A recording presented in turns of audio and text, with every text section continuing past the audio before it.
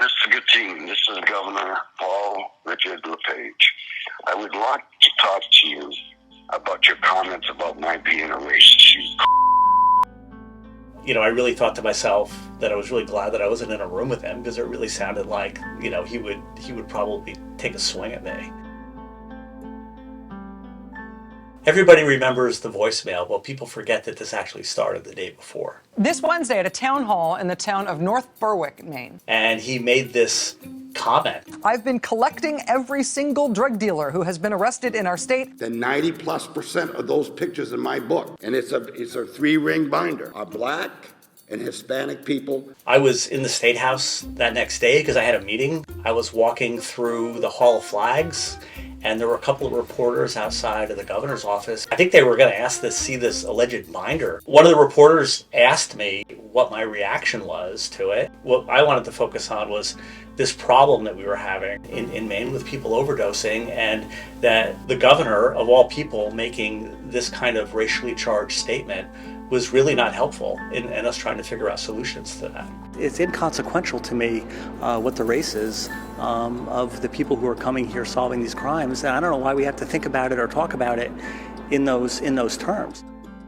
I was having lunch with a friend. At one point I looked down at my phone, and there was a text that I received from one of these reporters. Have you gotten a message from the governor? Looked at my friend Anna and I said, look at this weird text I got.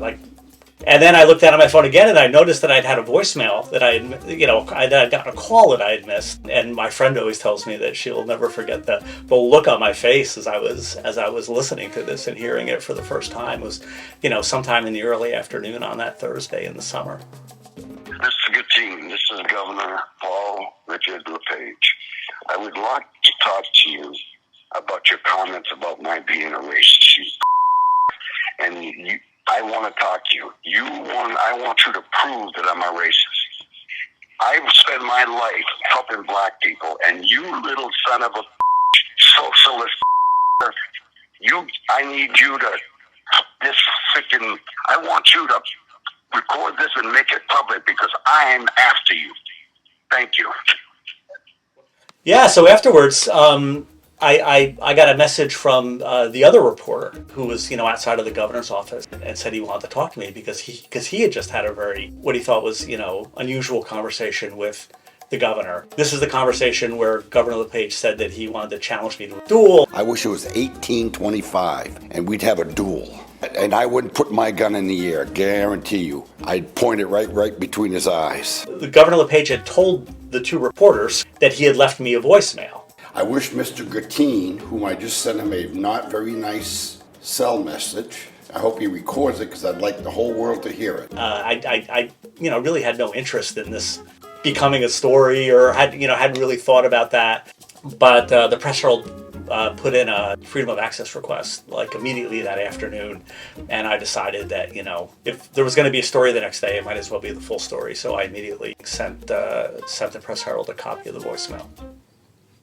Drama in Maine. Paul LePage, he's making news again. Leaving a vulgar voicemail for a political opponent. Then said he wanted to challenge Gattine to a duel. I was getting calls from all sorts of press people around the country, really around the world. Drew, what's your response? And then I'll tell you, things got pretty dark. I got some very, very troubling and threatening voicemails from people around the country. Some really disturbing emails, things that were far more obscene and violent sounding than the original voicemail, even from Governor LePage. The fact that the governor of the state of Maine would leave that kind of message for anybody, I just think is really troubling. And I don't think that's what people expect out of their elected leaders. It was always just really struck me the violent imagery that he uses to describe things when he's in conflict with people. You shoot at the enemy. About ready to punch A.J. Higgins. Don't punch him. I want to find the former Press Herald building and blow it up. I'd point it right between his eyes. All of us that participate in elected life and politics are constantly dealing with people that we disagree with. And we get angry sometimes, but there's really never any necessity to sort of have rhetoric that is so hateful and violent. We want Maine to be a welcoming place. We need people to come here from all around the country and all around the world to, to build our economy. And just the way that he talks about Maine and Maine people is just, I think, just drives people away. Just last week, he violently threatened a Democratic staffer. 6 feet away or I'm going to deck.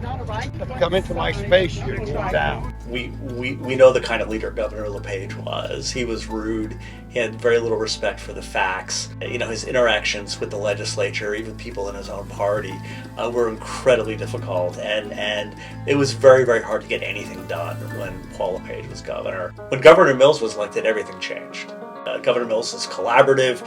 She wants to hear from everybody. Under Governor Mills, we've been able to provide health care to 90,000 people. We've provided property tax relief. We've been able to fund schools, at the statutorily required 55%. And again, we know that so long as Janet Mills is governor, that women's health care will be protected and that choice will be protected. It's really like night and day between Paul LePage and Janet Mills. Asked you to a duel to settle our differences. That's not what we're about, okay? Have I ever gotten a voicemail from Governor Mills? I've probably got a couple of voicemails from Governor Mills. Believe me, they're very different.